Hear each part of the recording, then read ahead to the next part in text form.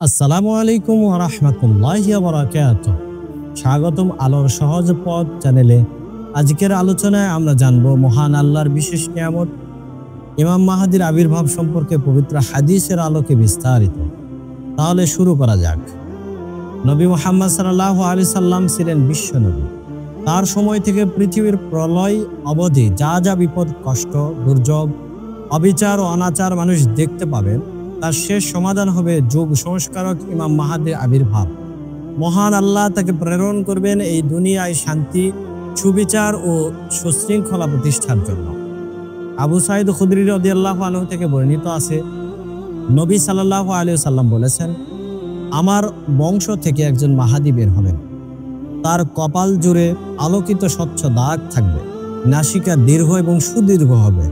তিনি 7 বছর রাজত্ব করবেন এবং পৃথিবীতে শান্তি প্রতিষ্ঠা করবেন।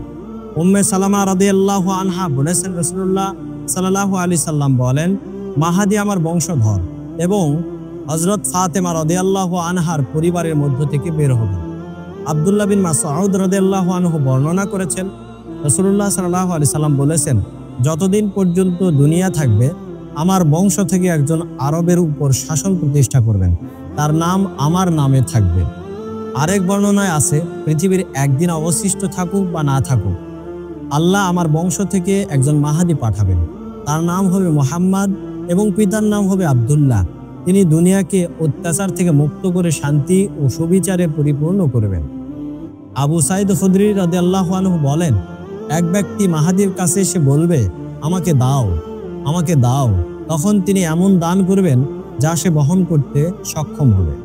উম্মে সালামা রাদিয়াল্লাহু আনহা আরো বর্ণনা করেছেন, যখন খলিফার মৃত্যুর পর মতবিরোধ সৃষ্টি হবে, তখন একজন লোক মক্কা শরীফের দিকে পালাবেন। সেখানে কিছু লোক তাকে জোরপূর্বক বের করে আনবে। পরে হাজরে আসওয়াদ ও মাকামে ইব্রাহিমের মধ্যবর্তী স্থানে আনুগত্যের শপথ নেবে। তখন শাম ও ইরাক থেকে ধার্মিক লোকেরা তার আনুগত্য স্বীকার করবে। কুরাইশগণের মধ্যে একজন বাধা দিবে, কিন্তু কালব গোত্রের সৈন্যদল তাকে আক্রমণ করবে। মাহাদী 7 বছর রাজত্ব করবেন এবং তারপরে ইন্তেকাল করবেন। মুসলমানেরা তার জানাজায় অংশ নেবে।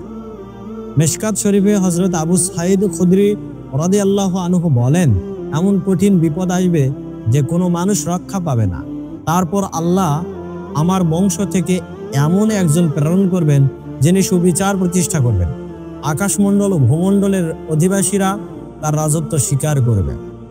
হযরত আলী রাদিয়াল্লাহু আনহু বর্ণনা করেছেন, রাসূলুল্লাহ সাল্লাল্লাহু আলাইহি সাল্লাম বলেছেন, খোরাসান থেকে কালো পতাকা দেখলে তাদের সাথে যোগদান করবে, কারণ আল্লাহর খলিফা মাহাদী তাদের ভিতরে থাকবে। ইমাম মাহাদীর আবির্ভাব মানব জাতির জন্য আল্লাহর এক বড় দান। তার মাধ্যমে পৃথিবী হবে শান্তির এবং সুবিচারের মর্যাদার স্থল। আসুন তার পদাঙ্ক অনুসরণ করে আমরা সৎ পথ ও আলোর দিশারি হই। আলোর সহজ পথ চ্যানেলের সাথে থাকুন। ইসলামিক আলোচনার জন্য লাইক, শেয়ার ও সাবস্ক্রাইব করতে ভুলবেন না। আসসালামু আলাইকুম ওয়া রাহমাতুল্লাহি ওয়া বারাকাতুহু।